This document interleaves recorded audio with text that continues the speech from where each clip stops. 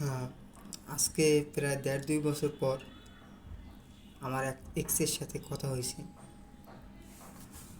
ওরে খুব ভালোবাসতাম, খুব মানে খুব ভালোবাসতাম। তো ও আগে আমাকে ফেসবুকে মেসেঞ্জারে নক করে। ফার্স্টে আমি চিনতে পারিনি, নতুন আইডি দিয়ে নক করছে।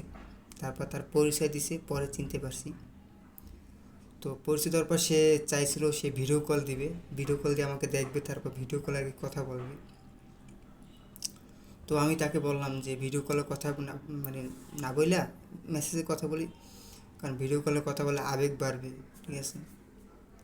তো বেশ কথা বলতেছিলাম, সে নাকি অনেক সুখী আছে, তার বর্তমান হাজবেন্ড তার ঘরে।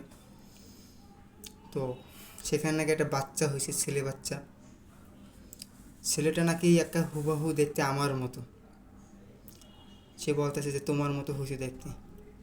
তো তার এই কৌতূহলী কথাটা শুনে, তার কথাটা শুনে আমার মনে একটা জাগলো যে ছেলেটা আমার মতো, ছেলেটাকে দেখা দরকার।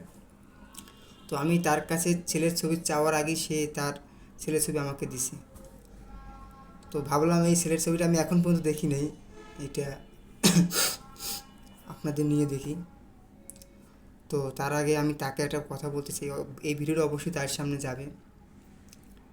আমি তোমাকে এর আগেও অনেক ভালোবাসি, এখনও ভালোবাসি, আর যতদিন বাঁচবো ততদিন ভালোবেসে যাব।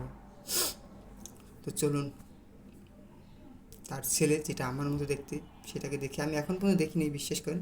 আমি চেয়েছি যে আপনাদের সাথে শেয়ার করবো, আপনাদের সাথে একসাথে দেখব। তো চলেন দেখি।